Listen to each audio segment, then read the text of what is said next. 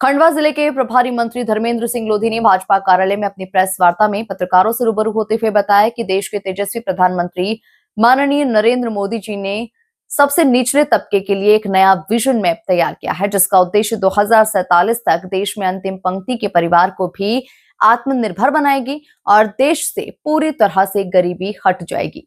जी राम जी का उद्देश्य इस देश को ग्रामीण दूरस्थ इलाकों में रह रहे परिवारों का विकास और आत्मनिर्भर बनाने में सहायक होगा। इस योजना के माध्यम से अब तक हर तबके को रोजगार मिलेगा।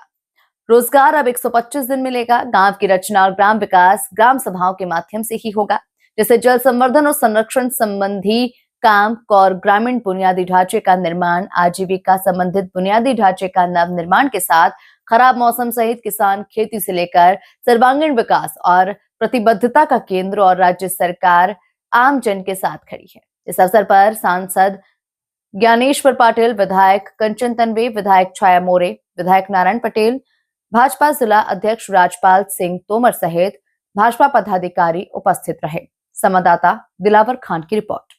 बनती है तो उसमें जो विसंगतियां होती हैं, गड़बड़ियां होती हैं, इन सब बातों को लेकर उसको मॉडिफाई भी करते हैं और ज़रूरत पड़ने पर उसका नाम भी बदला जाता है। कांग्रेस भी कई बार नाम बदलती रही है, मैंने अभी प्रेस वार्ता के द्वारा भी बताया, तो ये कोई नई बात नहीं है कि नाम क्यों बदल दिया। मंत्री जी, उमंग सिंगार ने इंदौर में दूषित पानी को लेकर जो एक धरना प्रदर्शन किया था, उस दौरान सवाल किया है कि भारतीय जनता पार्टी जो बांग्लादेश के हिंदुओं के मरने पर तो सवाल उठाती है, लेकिन जो हिंदू दूषित पानी को लेकर मर रहे हैं देश में, उनकी उससे कोई चिंता नहीं है।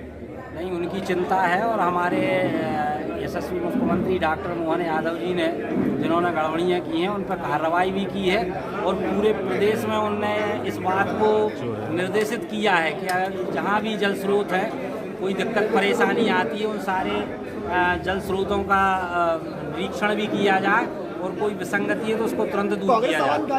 अपने खंडवा में भी मैंने कलेक्टर को निर्देश दिए हुए हैं कि जितने भी जल स्रोत हैं उन सबका निरीक्षण किया जाए और कोई विसंगति है तो उसको। मंत्री जी भोपाल में गोमांस का जो मामला सामने आया है, भोपाल स्लॉटर हाउस में जो गोमांस का मामला सामने आया है, उसको लेकर क्या कुछ कहेंगे आप? मामला सामने आया है तो उसमें निश्चित रूप से हम कार्रवाई करेंगे और दोषियों को बख्शा नहीं जाएगा। कांग्रेस सवाल उठा रही लगातार। धन्यवाद।